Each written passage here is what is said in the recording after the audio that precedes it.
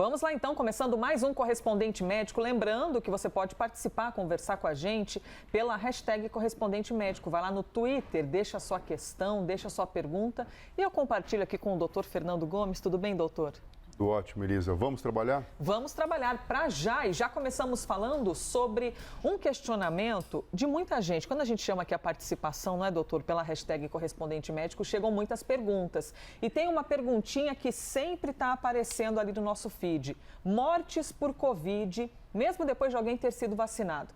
É possível que isso aconteça? É possível que alguém morra mesmo com 2 doses de uma vacina? E a gente já traz aqui a resposta para vocês. A possibilidade disso ocorrer é baixíssima. Nós temos, aliás, aqui um levantamento com o imunizante Coronavac. Vejamos então o que está aparecendo aqui na tela para vocês. É um levantamento exclusivo, viu? Feito aqui pela CNN, com dados entre os dias 17 de janeiro e 31 de março deste ano. Mais de 5.200.000 pessoas já tinham sido imunizadas com as 2 doses da Coronavac no Brasil nos 14 dias anteriores, ou seja, a imunização já tinha completado o seu ciclo ali necessário em cada pessoa. Segundo as informações que estão aparecendo aqui, ó, vejam só, 623 casos graves dessas pessoas que tinham recebido a vacina. 212 mortes de pessoas que tinham recebido a vacina.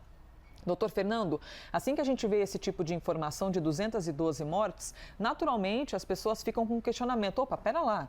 Mas como assim? Se receberam 2 doses da vacina, por que essas pessoas morreram? Mas é importante a gente trazer vários pontos de vista, né? Incluindo o número muito pequeno, apesar de que a gente tem que considerar, lógico, né, que cada morte importa, mas o número pequeno diante do total de pessoas vacinadas. Quando a gente fala, Elisa, de pesquisa científica em medicina, a gente precisa prestar atenção se a gente está olhando apenas para o indivíduo ou para um grupo de pessoas, para o coletivo. Isso, quando a gente trata de vacinação, de imunização, de atuar numa população como um todo, fica bastante evidente. É lógico que para cada pessoa, desses 212, para cada família, isso aqui representa 100%. E a gente sabe da dor que as famílias e as pessoas sofrem.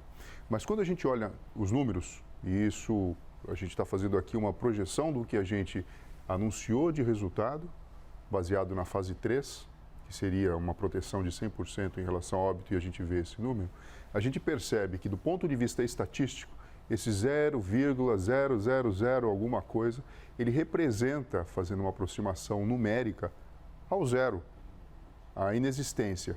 Mas a gente sabe que o número absoluto, tanto 100% como a inexistência, ou 0%, praticamente inexistem quando a gente pensa em epidemiologia, em avaliação de números e coisas assim. Por exemplo, uma pessoa que atravessa a rua, utilizando a faixa de segurança de uma forma adequada, olhando o farol, a probabilidade dela morrer atropelada é muito pequena, quase zero. Mas a gente sabe que não é zero, porque efeitos adversos podem acontecer.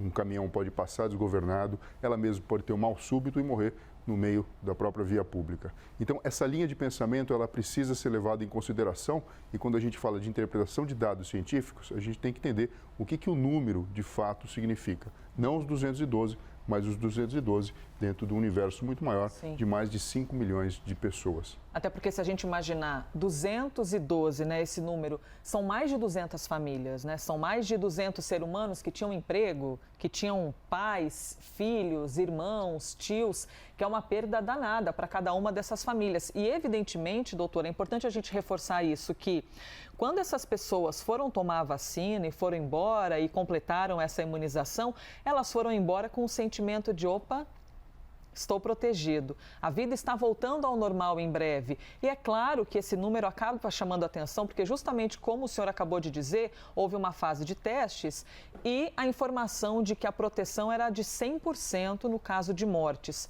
Explica pra gente, por favor, doutor, por que é que esse cenário do universo dos testes muda quando a gente coloca uma vacina na vida prática, assim digamos? Bom, quando você faz um trabalho científico, você define a metodologia que vai ser empregada, você faz uma seleção da amostra. A amostra significa que tipo de indivíduo que vai ser estudado, em que situação que vai ser estudada.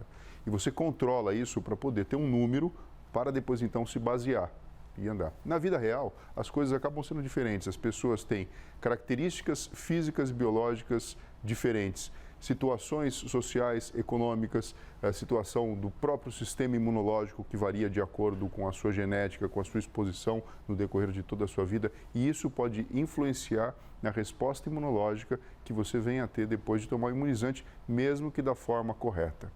Então, assim, a gente vive uma situação muito difícil, é uma situação de crise sanitária, é uma situação de pandemia, que decisões precisam ser tomadas. É lógico que a ciência também não pode ser leviana. Se você tem um número que representa 100% naquela amostra e você fez tudo correto, é isso que você tem que apresentar.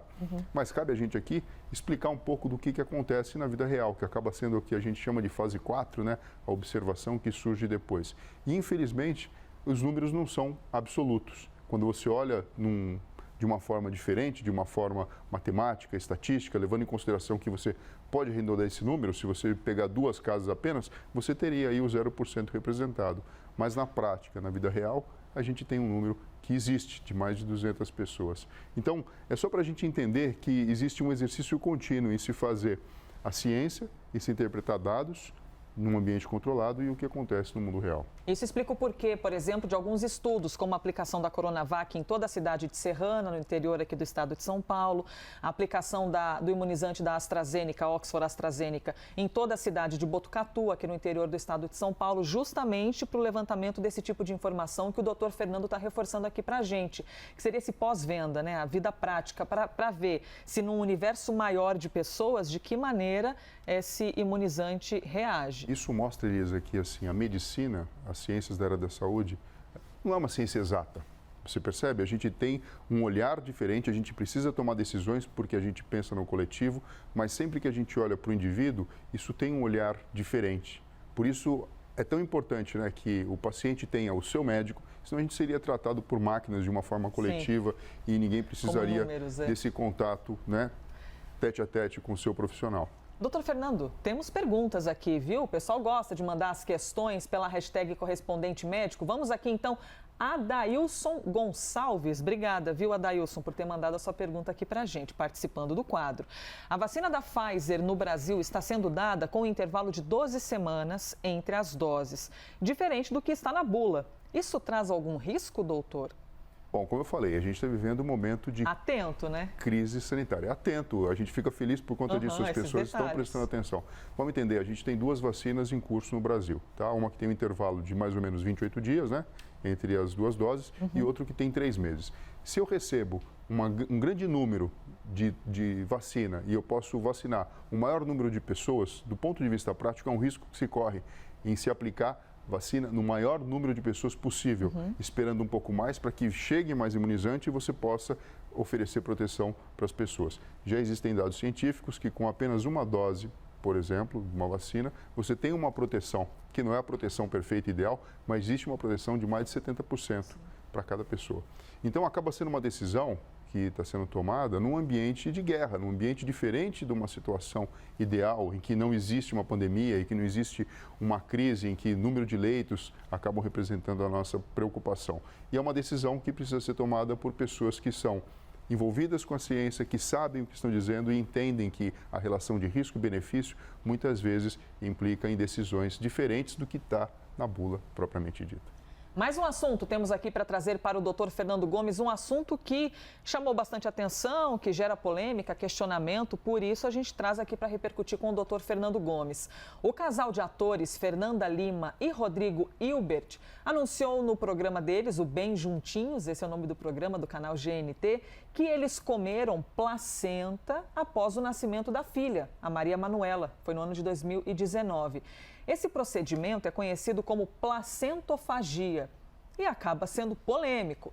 Será que faz bem? Será que faz mal para quem come uma placenta? Existem opiniões diferentes sobre esse assunto, por isso vamos trazê-lo aqui para o doutor Fernando Gomes. Doutor, primeiro para a gente começar do começo. A placenta serve para quê exatamente? A placenta, ela faz parte da interface entre o útero materno e o bebê que está em desenvolvimento. É através dela que se faz uma conexão com todo o aparelho vascular, recebendo o sangue rico em nutrientes da mãe e oferecendo depois através do cordão umbilical para o bebê. E todos os produtos do metabolismo desse feto em desenvolvimento são devolvidos para a corrente sanguínea materna. Então, ela tem um papel bastante importante. Sem ela, a gente não teria o desenvolvimento intrauterino de uma nova criança que venha a nascer. Então, esse é o papel da placenta. E aqui também temos algumas informações, né? Como o senhor já explicou, fornecer nutrientes, oxigênio, a própria produção de hormônios por meio da placenta. É interessante a gente poder ressaltar aqui todos os benefícios, né, dessa casinha do bebê, doutor. Sim, a gente tem alguns hormônios envolvidos, como, por exemplo, prostaglandinas, que acabam interferindo... Prostaglandinas. Que acabam interferindo na patência dos vasos para que não existam pequenos trombos, tromboses que venham a desenvolver, por exemplo, uma gravidez com mais risco. Também oferece a possibilidade de proteção imunológica, uma vez que os próprios anticorpos acabam tendo acesso, ou podem ter acesso, a partir da mãe, para o bebê, assim como proteção contra impactos. Então, você pode imaginar o seguinte, Elisa, é lógico que o bebezinho está sendo desenvolvido dentro da cavidade abdominal e pélvica da mãe, mas ela representa uma forma de você lidar com uma situação extrema de uma queda, por exemplo, de um impacto direto contra a barriga, protegendo então o bebê em desenvolvimento. Doutor, preciso trazer o próximo tema, mas quero te perguntar o seguinte, faz mal comer a placenta, afinal? Não há indícios de que faça bem. No reino animal não é incomum pessoas que, às vezes você vê uma ninhada de cachorrinho, às vezes vai lá, cadela e come. E existem algumas comunidades, né, que têm o hábito, por exemplo, de enterrar a placenta depois. E a linha de raciocínio seria, se eu como placenta, que é rica em alguns hormônios e substâncias, isso poderia, em tese, favorecer a evitar a depressão pós-parto ou favorecer, então, enriquecer o próprio corpo materno do que vem pela frente. Mas a gente também tem que dizer, né, que a gente não tem um controle sanitário adequado disso e existem doenças que podem, de alguma forma, estarem figurando dentro desse processo. Então, como, por exemplo, o curu, a demência espongiforme, que são doenças priônicas, são proteínas que acabam interferindo no desenvolvimento do próprio corpo e podem ser bastante graves. Mas também não há evidência de que se você comer placenta, você vai ter um problema desse. Pois é, enfim, discussão importante para a gente trazer aqui para o nosso quadro Correspondente Médico, sempre repercutindo tudo com o doutor Fernando Gomes. Próximo assunto que nós temos é o cantor Zezé de Camargo. Por quê? Ele passou por um procedimento que muita gente já ouviu falar, mas que ainda acaba gerando dúvidas. O artista informou que, depois de sentir uma dor no peito, ele foi submetido a um cateterismo. Ele ficou em observação no hospital, mas publicou um vídeo nas redes sociais dizendo que passa bem, ainda bem, e nenhum problema foi encontrado. Você sabe o que é exatamente o cateterismo? O cardiologista André Gasparotto falou com a gente sobre como é feito esse procedimento e você vai ver agora. O cateterismo é o exame diagnóstico invasivo que é feito através de uma artéria radial aqui no braço ou através de uma artéria femoral, com pouco risco de complicação, porém existe, mas é o melhor exame para a visualização direta dessas coronárias e, consequentemente, dessas obstruções ou não no paciente. Então, para que serve, doutor? E mais, por que ele é importante? O cateterismo é um método diagnóstico e pode até ser também terapêutico, se você pode aplicar stents ou então remover obstruções dentro dos vasos. Através da introdução de um catéter adequado por algumas artérias do corpo, como por exemplo a artéria braquial ou então até mesmo a artéria femoral, você chega até a aorta e tem acesso às artérias coronárias, que são ramos que levam o sangue para nutrir o nosso órgão, o coração.